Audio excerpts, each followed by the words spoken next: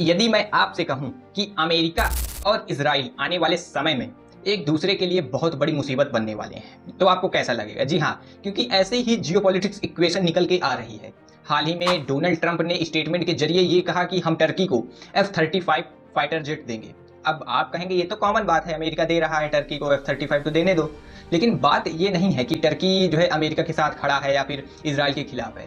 आने वाले समय में जो है टर्की अगला ईरान होगा। अब ये स्टेटमेंट आपको सुनी सुनी होगी, अगर आप थोड़ा जियोपॉलिटिक्स में जो है समझ रखते होंगे तो। ये स्टेटमेंट कौन दिया था? Israeli prime minister Benjamin Netanyahu. तकरीबन 2-3 जून को ये स्टेटमेंट उनकी तरफ से आई। यानी इजराइल और टर्की के रिलेशन बिल्कुल अलग हैं। यानी टर्की पे हो सकता है इजराइल आने वाले समय में ईरान और हिजबुल्ला के बाद टर्की का नंबर हो सकता है, ऐसा प्राइम मिनिस्टर बेंजामिन नेतन्याहू ने कहा। यानी टर्की इजराइल का रिलेशन पूरी तरीके से खत्म है।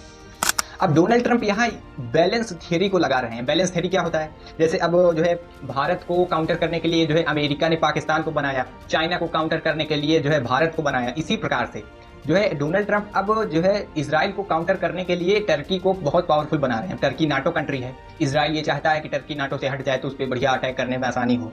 लेकिन आप कहेंगे भैया अमेरिका इजराइल के रिलेशन तो अच्छे दिखाई दे रहे हैं, तो ऐसा क्यों अमेरिका कर रहा है, अपने सबसे एडवांस टेक्नोलॉजी को टर्की को दे रहा है? तो इसके पीछे आप ये समझें कि जब ईरान और यूएस की पीस डील हुई थी, तब जो है डोनाल्ड ट्रंप ने जो है इजरायली प्राइम मिनिस्टर को ये तक कह दिया कि ये डील को आपको माननी पड़ेगी। और Israeli prime minister Benjamin Netanyahu ने कहा कि इस डील से इजराइल बिल्कुल अलग है और इजरायली डिफेंस फोर्सेस लेबनान से पीछे नहीं हटेंगी और इस डील को इजराइल नहीं मानता है। जिसको लेके अमेरिका और इजराइल के बीच काफ़ी अनबन देखने को मिली और जिसको लेके अमेरिका ने अपने डिफेंस पॉलिसी में थोड़ी शिफ्टमेंट दिखाने की कोशिश की। यानी अमेरिका ये जानता है कि आने वाले समय में इजराइल अमेरिका की भी बात नहीं मानेगा, जिसको लेके अमेरिका अपनी बैलेंस थियरी को इजराइल के साथ भी लगा रहा है। और आने वाले समय में इजराइल बहुत से ऐसे निर्णय लेगा जो अमेरिका के खिलाफ होगा। तो इस पर बहुत सी फ्यूचर में जो है डेवलपमेंट आएंगी। ऐसे ही जियोपॉलिटिक्स इक्वेशन को समझने के लिए चैनल को सब्सक्राइब करें और वीडियो कैसे लगा कमेंट सेक्शन में जरूर बताएं। Thanks for watching.